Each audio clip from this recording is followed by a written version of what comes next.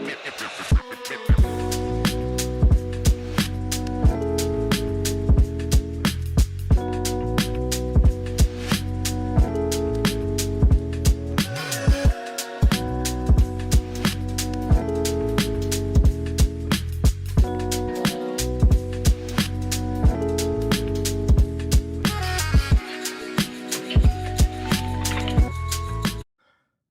David, Larry Bird, Larry the Cable Guy, Larry Fitzgerald.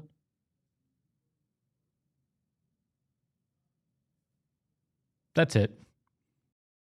Get that stuff out of here. It's Southwest Bias.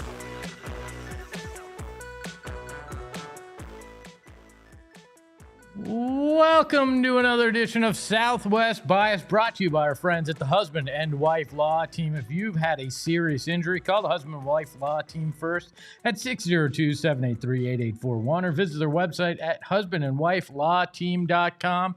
And we are live. Got the point right. From Studio K, brought to you by our friends at Circle K. Become a member of the Inner Circle today for free. Greatness is a strange thing because it can be debated, and we've heard it a million different ways. Who's the GOAT? How's this? Is Stranger Things the greatest television show of all time? No, it's freaking Mad Men. It's any of these other shows, The Sopranos, Breaking Bad. Like, everybody loves to debate greatness. And I think in sports we get too hung up on just the simple stats. The context does not matter as much because, whoa, this guy is number one in all these. He has to be the greatest.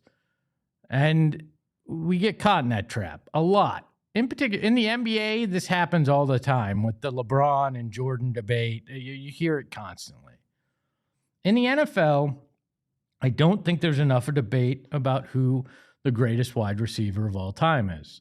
Now, I'm only talking about this because Larry Fitzgerald became a finalist to make the Hall of Fame along with Drew Brees today. And guess what? Larry Fitzgerald is going in to the Hall of Fame this year. Hands down, nobody's going to deny that. It's happening. And most people will say he's probably the second best wide receiver of all time. That's fine if that's the way you're going to see it. But I see it, thanks to context, a little differently. I think Larry Fitzgerald is the greatest wide receiver of all time in the NFL. 17 years, 11 Pro Bowls, second all-time in receptions, second all-time in yards, sixth all-time in touchdowns. And you go, Espo, he's second, legitimately second to the guy that you're arguing he's better than. Counting stats are fine. And if you just base it on that, Jerry Rice is hands down the best wide receiver. But then you bring context in the argument. You take a look at it, and you start to understand there's so much more to it. Over his time in the NFL, Jerry Rice played with this list of quarterbacks. Joe Montana, Hall of Famer. Steve Young, Hall of Famer. Rich Gannon, MVP. Jeff Garcia, multiple-time Pro Bowler. Matt Hasselbeck, multiple-time Pro Bowler, Super Bowl appearance. He played only 24 games without those guys. 24 games in his career, not with a Hall of Famer, MVP, or Pro Bowl quarterback. That's not denying that Jerry Rice's skills were unbelievable. They were. And those skills made those quarterbacks better as well. But he had quality quarterbacks throwing him the football almost every snap he took in NFL history.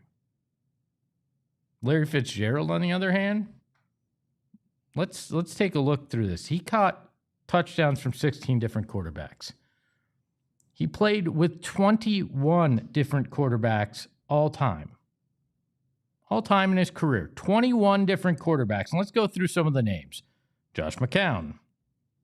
Sean King, John Navarre, Matt Leinart, Tim Rattay, Brian St. Pierre, Derek Anderson, Max Hall, John Skelton, Rich Bartell, Kevin Cobb, Ryan Lindley, Brian Hoyer. I'm only to 2013, all right? And then Drew Stanton and Blaine Gabbert and Sam Bradford and Josh Rosen and Mike Glennon and then Kyler Murray.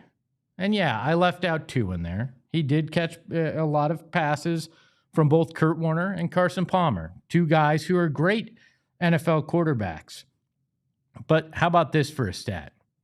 He only played 120 games with Kurt Warner and Carson Palmer. Surprisingly, 60 with each. That's mind-blowing to me that he played the exact same amount of games. But guess what? He played 143 games with those other guys that I mentioned. 143 games with quarterbacks who are essentially second-string or XFL caliber kind of quarterbacks. You probably didn't remember 2/3 of the names that I threw out there. Guys that did not wind up playing very long in the NFL, and guys who only started games in Arizona out of complete and utter desperation. Larry Fitzgerald had to deal with a lot of crappy quarterback play and somehow still rose above it. He had more tackles than drop passes in his career. Let that sink in. Larry Fitzgerald did more with less than anybody else that's a top player in the NFL. Larry Fitzgerald defined a generation in the Arizona Cardinals. He lifted a franchise that, let's be honest, was a poverty franchise before he got here and has returned to poverty franchise status since he left, and took it to new heights. He almost single-handedly carried them to a Super Bowl with the greatest performance in playoff history by a wide receiver. The things that Larry Fitzgerald did with quarterback play that was beyond subpar should lift him above Jerry Rice. Because again, Jerry Rice played with Montana, Young, Gannon, Garcia, Hasselbeck. That's significantly better. 3 of those 4 quarterbacks, you could argue, were better than, almost as good or better than the guys that were the peak of who Larry Fitzgerald played with in Kurt Warner and Carson Palmer. But Larry Fitzgerald kind of becomes a footnote because, well, he didn't have the championships. Well, guess what? Football's a team sport. There's 10 other guys on the offense, 11 guys on defense, and Larry Fitzgerald could only do so much. And he was a bad ref call with about 30 seconds left in a Super Bowl from having a ring that was the most improbable ring in NFL history. He took a playoff team that was called the worst playoff team ever to make the playoffs and almost won a Super Bowl with them. Essentially, he and Kurt Warner doing it together and everybody else along for the ride. I do not understand how Larry Fitzgerald does not get even more love than he receives currently. And yeah, you might think I'm crazy for saying he's better than Jerry Rice, because I know Jerry has the championships. He's first in a lot of these categories that Larry's second. But I will go to my grave thinking that he did more with less and actually was the better receiver when you consider the quarterback play he had to suffer through. John Navarre, Max freaking Hall, who I think spent more time in the penitentiary than he did on an NFL roster. He had 6 games with that guy as his quarterback. Larry Fitzgerald, in my mind, is the best receiver in NFL history. And that is not a knock on Jerry Rice. That is a huge heap of praise for what Larry Fitzgerald was capable of doing with not hardly anything on his roster. But maybe that's just my Southwest bias. We welcome in the temporary Shane, a beautiful mustache and beard, Noah behind the Mac. Noah, how are you? Not too bad. How are you? I don't know. I'm now worried you're going to reach out to HR because I called your mustache and beard beautiful. So. Not gonna lie, a little concerning. Where do you? I mean, I know you're a Detroit guy by nature, so Megatron's probably your guy as a great receiver. But when you hear the argument, when you see the poo-poo platter of quarterbacks that Larry Fitzgerald was served up, not named Warner or Palmer, do you think there's an actual argument here, or am I being insane? I think there is an argument for someone as yourself that has watched his entire career to be able to say that. So I would take that into major account because I feel like not a lot of people actually watch Cardinals games, especially when they were bad. So I think there's an argument there. And another thing too is Jerry Rice played I think like 50 more games total than Larry Fitzgerald. So he had a few more years there. But I mean, some of those were with the Raiders and Seahawks, so right. I mean, take that as you will. I mean, that was Gannon and Hasselbeck, but still. But I think Larry Fitzgerald has the argument for sure. I watched him play a ton as a kid growing up. So I mean, he was great. He was almost like to me he was like Calvin Johnson light, but in a more impactful way because he was able to take be in the league for a much longer time. He didn't take as many damning hits as Yeah. Calvin Johnson did. I think the interesting thing, too, is he moved around the field, too. He didn't stay as a slot receiver. He basically did what was ever asked of him, changed his game so he could continue to play and be effective through those 17 seasons, and really was at a high level till the very end. And you look at it as well, his impact on the community in Arizona, always one of the top community guys in the NFL. And then you look at his impact on this franchise and what he was capable of doing for what was a lowly franchise. Let's be honest, a bottom of the barrel franchise, and to bring it to respectability, something nobody else was able to do in their time with the Cardinals over since 1898 when they became a franchise.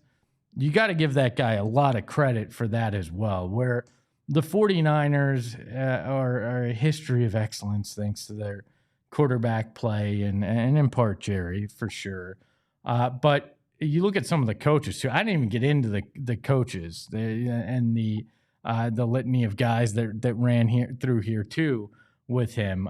Larry deserves a hell of a lot of credit, and I don't think there's any doubt that he will go in as a first ballot Hall of Famer later this year. Big thanks to all the bias in the chat. Want to say hello to you, Jacob, Daniel, Iron Maiden, Deborah, my wife Tracy. Thank you all for being here today. And Jacob says, people saying, actually, could we scroll up just a little bit? People saying Jerry Rice is the greatest is because he played with Montana and the Niners, I assume. Larry never played with a consistent Hall of Fame QB. He played with the 21 of them, like I said. That is 100% correct. And then my wife telling a story about how, we went to a movie premiere here in town, and Larry Fitzgerald and a bunch of the Cardinals were there, and Larry sat right behind us.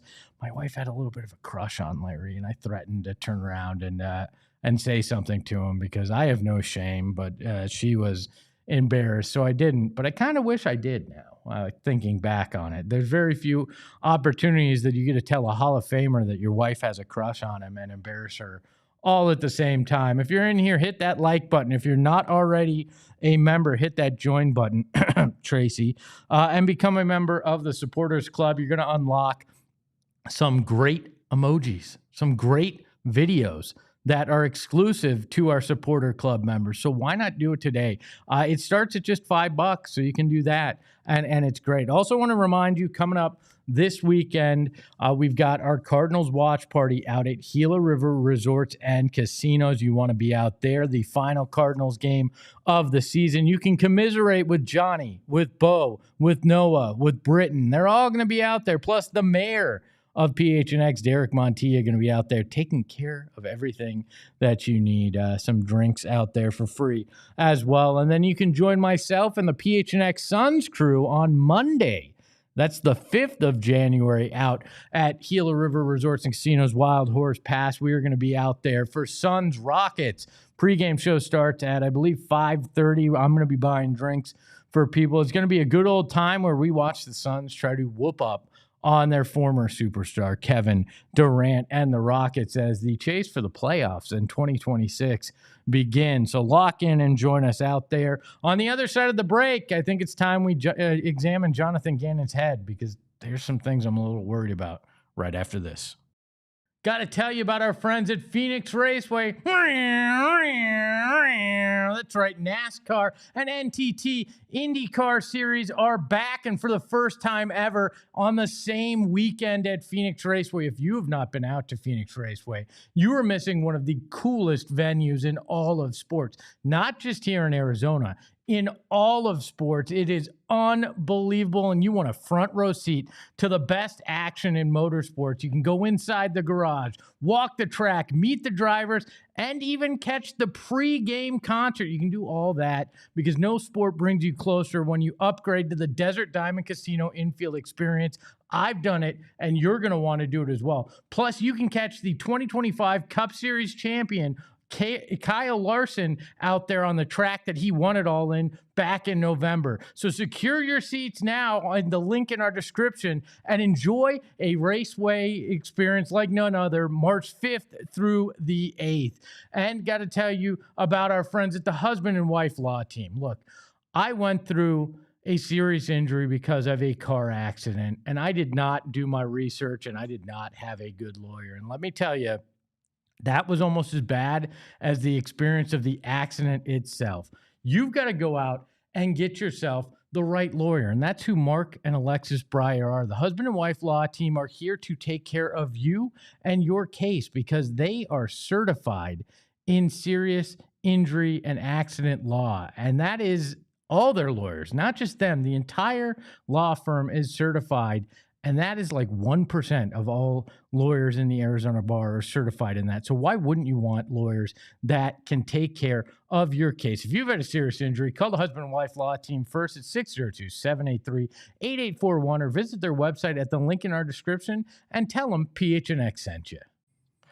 All right. So before we get into Jonathan Gannon, there was a lot of talk, and we spent a lot of time yesterday on the program talking about Jose Alvarado and the punch that he threw at Mark Williams, the whole kerfuffle, that's a fun word, and everything that came with it. But it got me thinking about Suns history because I am a giant history buff when it comes to Arizona sports. And it reminded me of one of the greatest brawls we've ever seen in NBA history. The malice in the Purple Palace, if you will, back in 1993, Suns-Knicks, where there was an insane brawl between Kevin Johnson, Doc Rivers, Doc Rivers, Greg Anthony, and the entire Knicks and Suns team. If you don't know about it, if you've never seen it, if you've never experienced it, Noah helped me edit a fantastic short about it that's here on the channel. Go watch it because the hair, the clothing, everything is ridiculous. You're going to see Pat Riley in a full Armani suit wrestling Kevin Johnson to the ground. It's everything that you'd want in a fight, and it was so much better and so much more ridiculous than the thing that we saw the other night during Suns and Pelicans. So just wanted to give that a shout out. I think you'll enjoy that. Jonathan Gannon, though, I mean, you all know my thoughts on what this Cardinal season has done and what it's been and how it's played out and how, let's just be honest, frustrating the whole thing has been.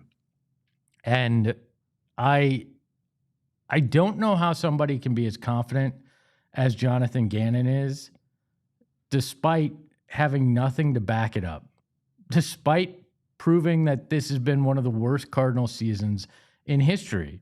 And he stepped to the podium again yesterday, his typical Monday morning or Monday afternoon press conference, and he's acting like nothing has happened. Noah, do we have that first clip from his press conference yesterday where he's talking about how he feels?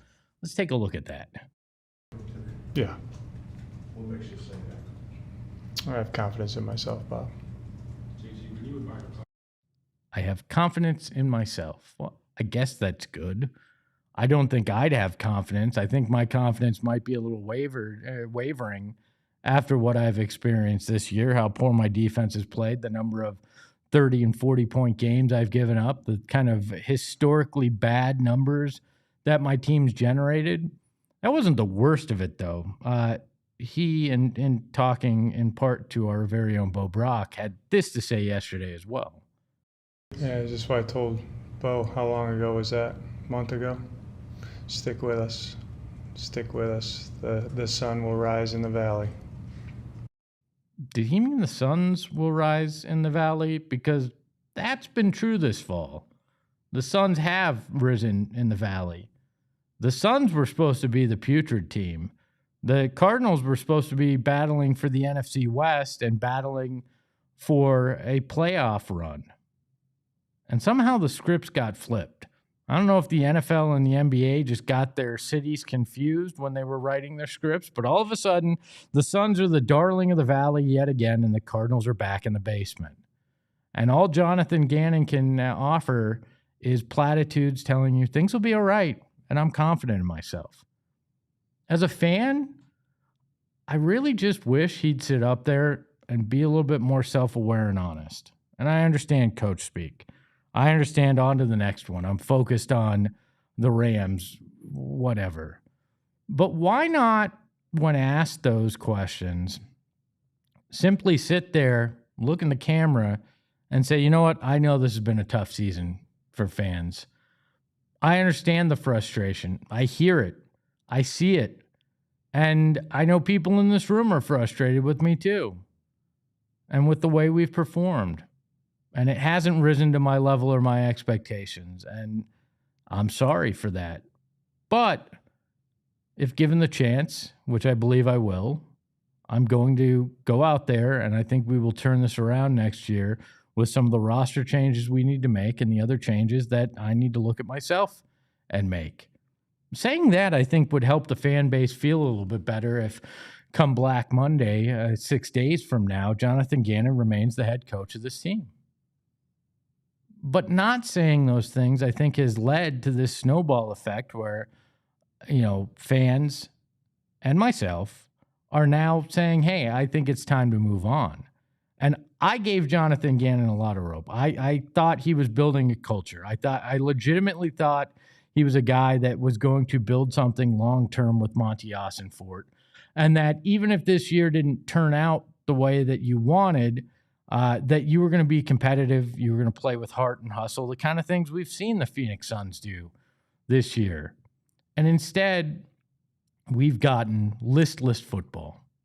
We've gotten a coach that almost comes off as smug at times when answering those questions. I would just love a little honesty. And Deborah asked Espo, would Bidwell allow JG to say anything more? If anyone should say something, how about the owner? Michael Bidwell isn't the guy that gets up there and is in front of the mics all the time.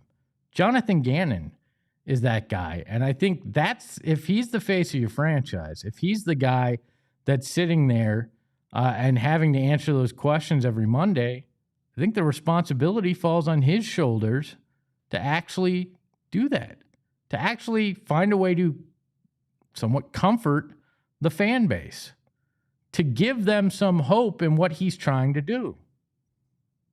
And he hasn't. And I could sit here and be angry, and you've heard me be angry about this Cardinals season before. But I think what frustrates me the most is Gannon's approach to this. And I wonder if it's happening in the locker room too. Like, is he saying these kind of things to the team? Hey, it's all right. We'll be all right. We'll get him next year kind of thing. Has he lost the locker room? He seems to not think so. I know they are saying the injuries are a big part of it, and I'm sure they are a part of it. But the product on the field, they keep saying, oh, these guys are prepping, they're trying hard, they're putting forth this effort, and you're not seeing it as a fan. Now, I don't have an eye that's been honed for years as a football coach. I'm some schmuck with a mic that's watched the Cardinals for, 35 years now. And that's what I have. But I know bad football when I see it. I know guys not trying when I see it. I know guys going through the motions. I know what tanking for a draft pick looks like because I've lived through it for most of my football fandom. And this is right in line with every one of those bad Cardinal seasons we've ever seen. Every team that's kind of lost the attention of their coaches, whether it was freaking Dave McGinnis, Vince Tobin, Steve Wilkes, Buddy Ryan. You look at, go through all these coaches that have come through here. Joe Bugle. How about that for a name from back when they came here? All of these coaches hit this point where the team just isn't trying. I would love to understand the thought process about how this is okay and the sun's going to come out tomorrow. What have I been given to trust that and to believe in that? It's a two-way street. You got to earn my trust. It's not given. It's earned. And if this team was trying harder and still had this record, if it was still like the beginning of the season where there were a bunch of one-score losses and you go, look, this is, you have James Conner or, if you figure out the quarterback position, this is all fixed. Defense is still playing well. If that was the case, yeah, you can tell me the sun's going to come up tomorrow. But now you're blowing sunshine up my backside. You're peeing on my leg and telling me it's raining. Why should any fan believe that when you get up there? I just want a little honesty. I just want a little self-awareness. I just want a little, you know what? This has been the disappointment that you all know it is. Because acting like it isn't doesn't change my mind. It just pisses me off more than you do on Sundays. And that's problematic. That's an issue, and one that I don't know that you can fix. Noah, you've been subjected to listening to all these Monday press conferences. Does it not feel like it's on repeat constantly and that there's just nothing that I'm supposed to feel better about when I listen to it? Yeah, I think basically once it was obvious that the season was heading the direction that it is now ending in, the press conferences has just been a let's get this over with. Let's just say nothing and get it done. I feel like there's a twinge of condescension. I get it. Having to talk to schmucks like me, sitting out in a crowd, asking you questions about your job isn't easy, isn't fun, isn't enjoyable in any way when things are bad. But it's also your opportunity to talk directly to the fan base, who in the end are paying your salary in one way or another, and that the pressure that they're going to dole out is going to determine your future in one way or another, especially when it comes to season tickets, which I can't imagine are going very well for this team. When you weren't willing to move off of anybody this season, trying to say, hey, yeah, I noticed there's a problem, and it's changes. I'm going to be introspective and make changes this offseason. Give the fan base something, some reason to understand that you're frustrated as much as we are with the result. People can be forgiving about mistakes and things happening, but it's really hard to be that when there's no contrition, no admission of how frustrating things are. It's another edition of Southwest Bias in the books. A big thank you to Noah behind the Mac for filling in the last few days. I don't know if we have a show tomorrow or if we're going to do one Friday. I haven't decided. We only have to do 3 shows this week because of the holidays, but I'm in tomorrow with Sons. Maybe we'll do a year in review. Or we could do a mailbag. I don't know. We're going to figure it out, but we'll be here for you. Take a look at our socials. You can follow the show at PHNX_sports. You can follow me at Espo. We will figure out all that. A big thank you to the Bias in the chat for stopping by. Hit that like button on your way out. And remember, Larry Fitzgerald is great. Some of us think he's the greatest.